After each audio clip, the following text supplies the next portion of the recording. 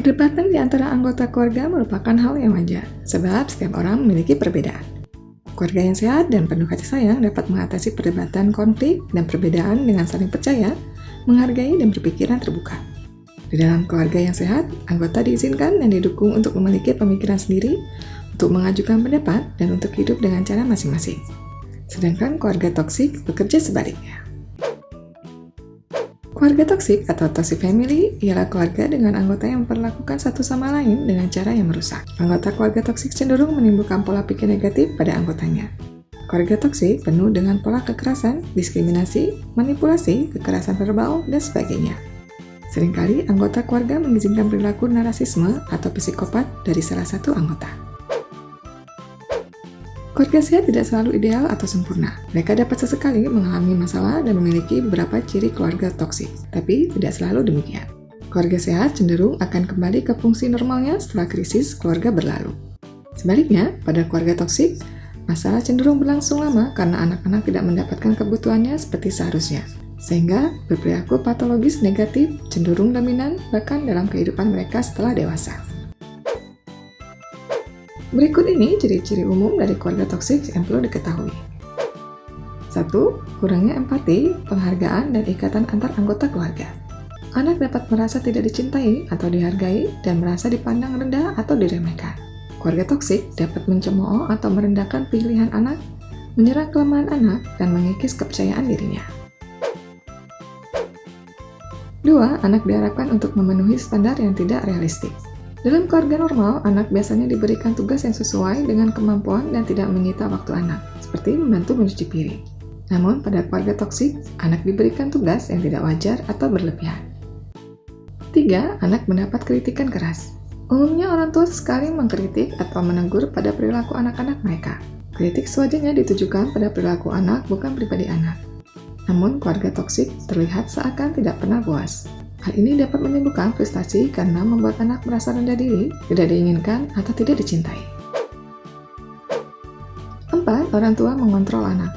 Kegiatan orang tua yang mengasuh berbeda dengan mengontrol anak. Ketika tindakan orang tua menjadi keras atau menyebabkan ketakutan, maka tindakan tersebut termasuk mengontrol. Keluarga toksik bukan tempat dengan kebaikan dan penerimaan, sehingga kadang tidak mengizinkan perubahan pada diri anak. 5. Perilaku kekerasan diterima atau ditutupi. Kekerasan dalam keluarga dapat bervariasi, mulai dari kekerasan emosional hingga kekerasan fisik dan seksual. Di dalam keluarga toksik, perilaku kekerasan tidak disebut kekerasan. Sebaliknya, anak dapat dibuat merasa bahwa dirinya layak menerima tindak kekerasan. Anak mungkin diberitahu untuk tetap diam mengenai kekerasan yang dialami untuk menjaga reputasi. 6. Terdapat banyak pertikaian dalam keluarga. Keluarga toksik menjadi demikian untuk suatu alasan dan seringkali alasan tersebut adalah orang tua. Jika orang tua memperlakukan semua anak secara sama dan memberikan kasih sayang tanpa menahan atau membuat situasi di mana anak harus bertindak dengan cara tertentu untuk berpikir mereka layak dicintai, maka kemungkinan besar tidak akan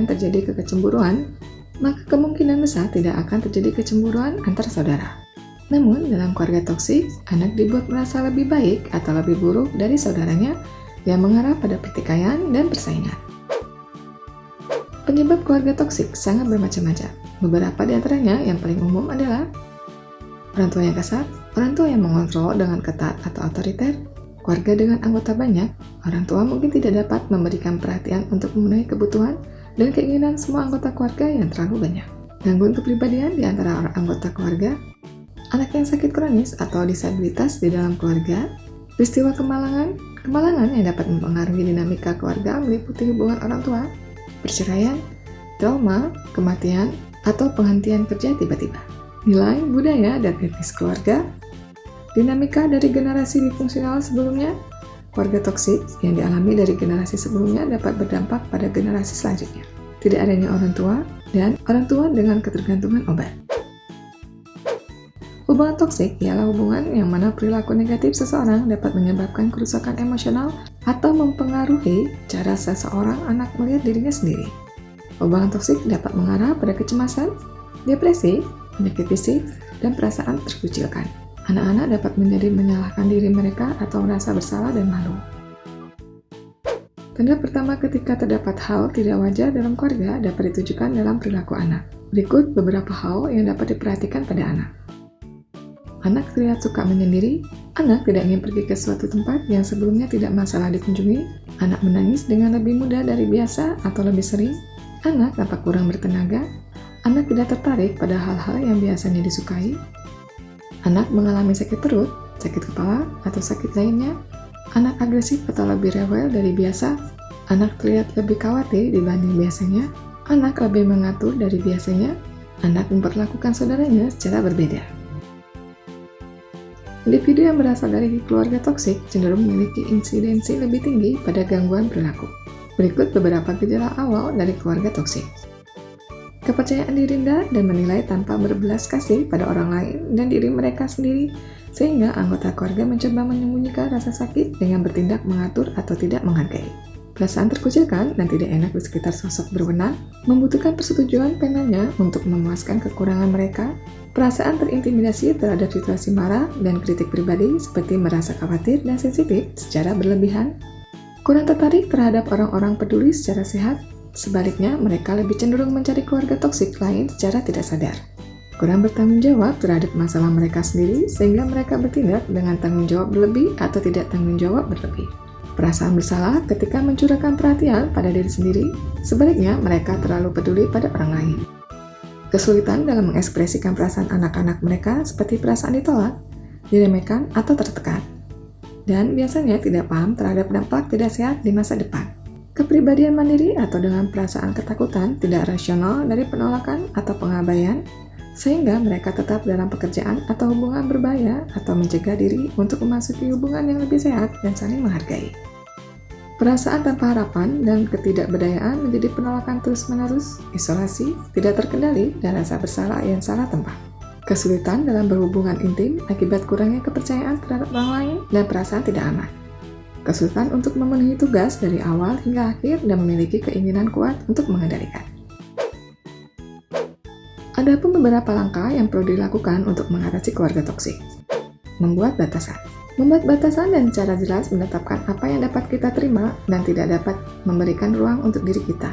Hal ini tidak berarti mengharuskan menjaga jarak, menghindar, atau memutus hubungan dengan keluarga. Kita perlu mengumpulkan keberanian dan mulai membiasakan diri untuk berkata tidak saat anggota keluarga melakukan atau mengatakan hal toksik. Perlu diingat bahwa batasan bukan mengenai benar atau salah. Hindari pemicu atau sumber perilaku toksik. Perilaku toksik dapat dipicu oleh topik tertentu. Jika anggota keluarga mulai membahas topik tersebut, cobalah untuk memotong pembahasan secara mungkin. Cobalah untuk memotong pembahasan secepat mungkin dan mengubah topik. Tidak perlu mencoba mengubah perilaku toksik. Kita mungkin berharap bahwa suatu hari anggota keluarga toksik dapat menyadari perilaku mereka dan mengubahnya. Namun kita perlu mengingatkan bahwa hal tersebut di luar kendali kita. Perilaku toksik cenderung sulit diubah meski sudah dimintai untuk mempertimbangkan perspektif kita. Satu-satunya yang bisa kita lakukan adalah tidak bertindak sesuai manipulasi mereka dan tidak membiarkan kekerasan mereka berdampak buruk pada diri kita. Berhenti menyalahkan diri sendiri.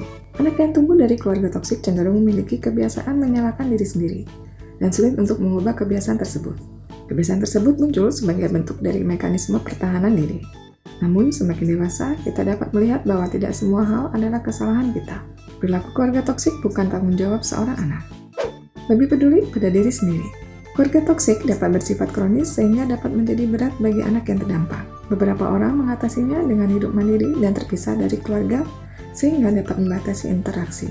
Kita tidak harus menghabiskan setiap liburan bersama keluarga dan dapat lebih memilih menghabiskan dengan orang yang memberikan dukungan mental secara positif. Bicarakan dengan orang lain. Membicarakan masalah yang dialami dengan pihak ketiga dapat membantu mempertahankan kesehatan mental. Berbicara dapat membantu mengekspresikan frustasi dan kesulitan yang dialami.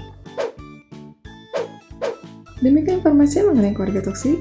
Bila mengetahui tanda-tanda keluarga toksik ada di dalam keluarga Anda, sebaiknya lakukan beberapa cara pengatasan yang telah disebutkan tadi atau konsultasikan dengan psikiater bila kondisi semakin parah. Berkonsultasi dengan terapis atau psikiater dapat membantu memahami dampak yang dialami akibat keluarga toksik dan mengembangkan strategi penanganan yang efektif. Sekian, semoga informasi ini bermanfaat dan tuliskan di kolom komentar bila ada yang ingin ditanyakan. Serta jangan lupa untuk tekan like, share, dan juga subscribe agar tidak ketinggalan informasi menarik dari channel Ayah Bunda Pintar.